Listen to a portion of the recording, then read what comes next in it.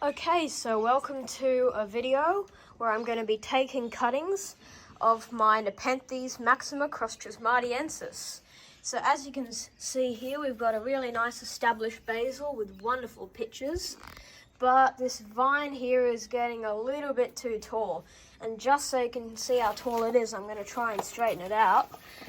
Don't worry about those pitches because we're cutting them off anyway.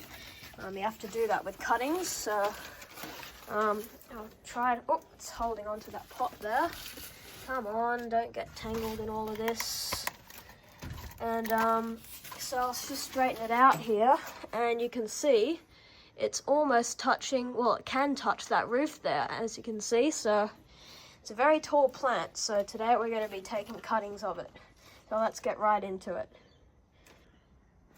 Okay, so when you're taking cuttings, the top cutting is going to have to be about 3 or 4 leaves, but since this stem is so long, I'm just going to go ahead and make a top cutting with only 2 leaves, and we're cutting on an angle because that's how you get the maximum surface area for the roots to grow.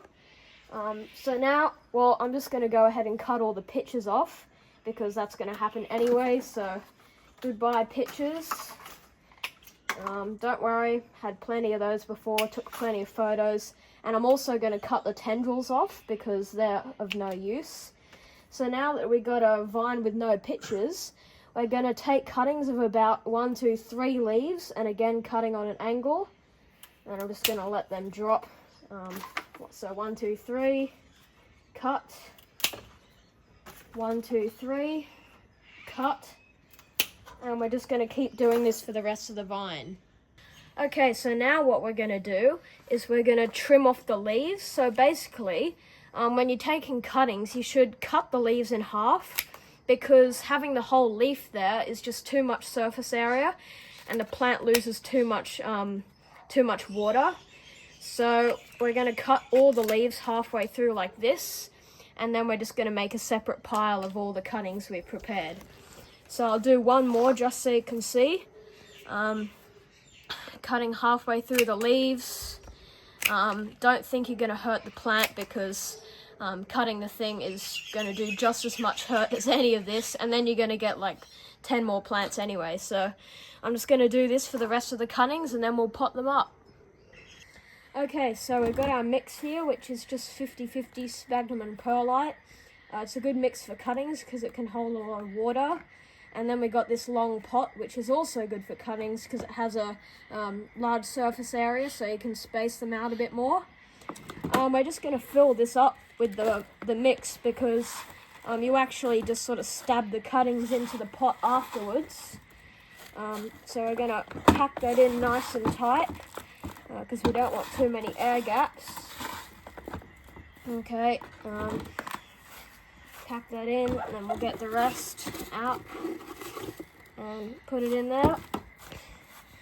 Okay, so we got a nice pot for the cuttings, and now we're just going to sort of stab them in like that, like you do with like a wooden stake, and that should be good. So we'll just do that for the rest of the cuttings. You can space them out evenly, so that's always nice.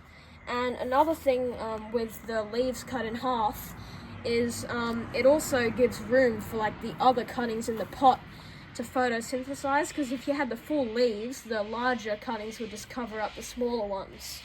So I'll just get all of the other cuttings over here. This is the top cutting. I've left that leaf full, so I'll just put the others in first. These ones, the yellowish leaves, are from the bottom of the plant, so I don't expect these to take, but that's fine. And just a few more cuttings here. And that one can go in there. Oh, right there. Then the last one, the top cutting, will go just in there. So this is sort of a tutorial on how to do your cuttings. Thanks for watching, and I'll see you in the next one.